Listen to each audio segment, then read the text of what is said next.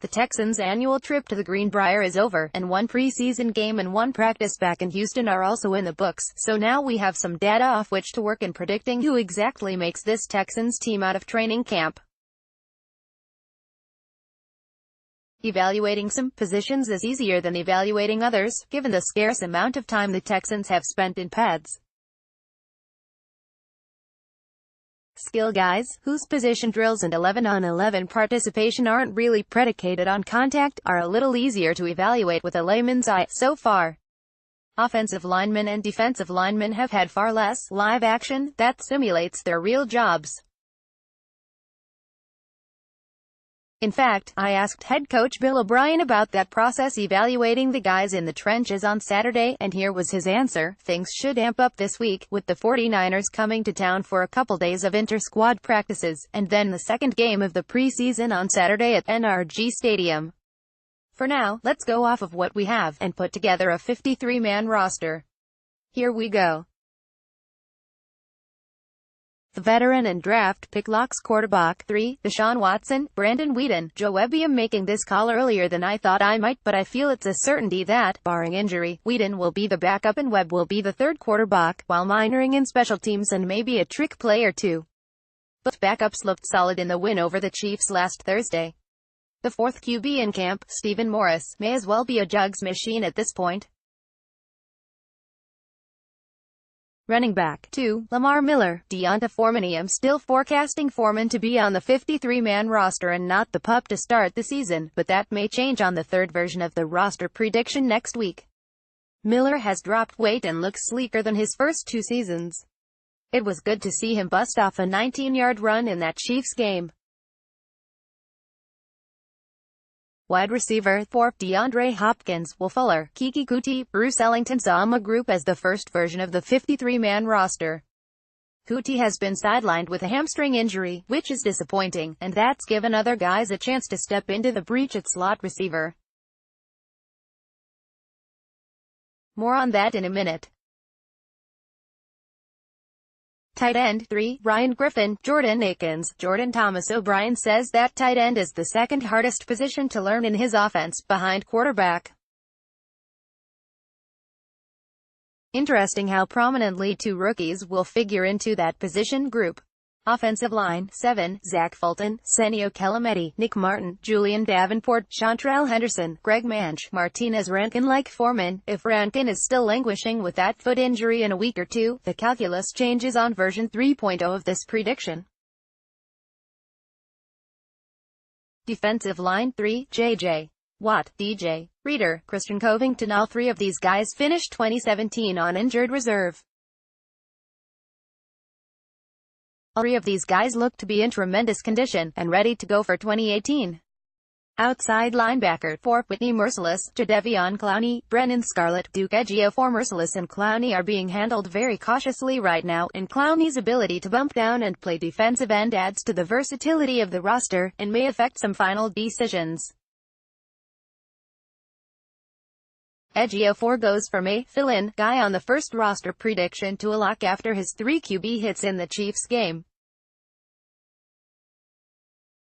Inside linebacker 3, Bernardrick McKinney, Zach Cunningham, Dylan Calevis might be the deepest position on the team, if measured by the caliber of the locks to make the team. All 3 of these guys are productive, dependable players. You'll see what I mean in the next 2 positions. Cornerback 3, Aaron Colvin, Jonathan Joseph, Kevin Johnson. Yeah, 3 guys are a lock to make the team, but can we call Kevin Johnson dependable right now? Safety 3, Tyrann Mathieu, Justin Reed, Kareem Jackson. And same thing here. Reed is a rookie and Jackson just moved to this position like a month ago. Yeah, 3 guys are locks to make the team, but it doesn't mean they're all going to be productive. Specialists 3, John Weeks, Shane Leckler, Kaimi Fairbairn. He would have liked to have seen some camp competition for Fairbairn, but oh well. Okay, so before we start shopping from the training camp bubble to fill out the 53-man roster, here's where we are. Offense: 19, 3 QB, 2 RB, 4 WR, 3 T, 7 OL. Defense: 16, 3 DL, 4 OLB, 3 ILB, 3 CB, 3 S. Specialists: 3, 1 P, 1 LS, 1 KS. So let's start filling out the rest of the roster. Here we go. 39 J. Prosh, FB fullback, E840. Troy Maine Pope, RB. Okay, I'll admit it, I was excited to do this post, largely to include Troy Maine Pope as part of the 53-man roster. He had looked great in camp in West Virginia, and that translated onto the field in the game against the Chiefs, with a 34-yard screen pass. The marquee Pope highlight. Sia, Alfred Blue. 41. Sammy Coates, WR. Coates has looked very good in camp, and showed early on in the Chiefs game that he can be a tough matchup physically for some DBs, as he drew 2 penalties on the Texans' first TD drive. 42. Chad Slade, TG. 43. David Quessenberry, GI replaced Kyle Fuller with Chad Slade, as Slade has seen time at right tackle this preseason and guard last season. I'll take the tackle to guard versatility over the guard to center versatility of Fuller. 44. Carlos Watkins, DT. 45. Joel Heath to 46.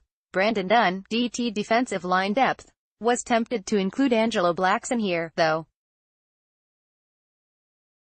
47. Brian Peters, ILB, Saints special teams guy, who had a nice game at inside linebacker against the Chiefs. 48. D. Virgin, CBTHE. 4th CB spot is up for grabs right now, and while Virgin had his troubles in the Kansas City game, he also made a few plays, including a nice open field tackle early in the game on 3rd down to force a KC punt. 49. Curtis Drummond, SSPI, and the wheel the next few weeks between Drummond, Corey Moore, and Treston Deku.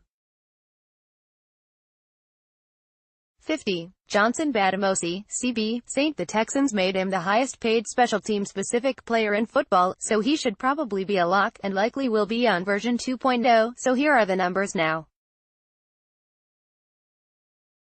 Offense: 24, 3 QB, 4 RB, 5 WR, 3 T, 9 OL. Defense: 23, 6 DL, 4 OLB, 4 ALB, 5 CB, 4 S. Specialists: 3, 1 K, 1 P, 1 LS. Let's pick 3 players to round this bad boy out. 51.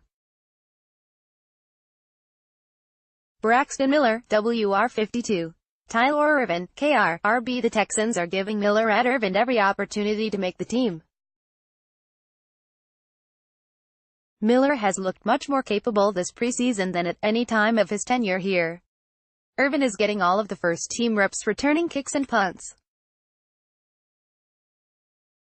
He can also serve as your 4th RB, relieving us of enduring Alfred Blue's 2 yards and a cloud of dust. 53. Peter Colombi, OLB, Ilbfin in doubt. I'll tack on a draft pick to make the team over a project that may have plateaued in Ufomba Kamalu. Colombi has gotten high grades for his efforts so far in camp. Listen to Sean Pendergast on Sports Radio 610 from 2 to 6 p.m. weekdays. Also, follow him on Twitter at http://twitter.com/StPendergast and like him on Facebook at https://www.facebook.com/StPendergast.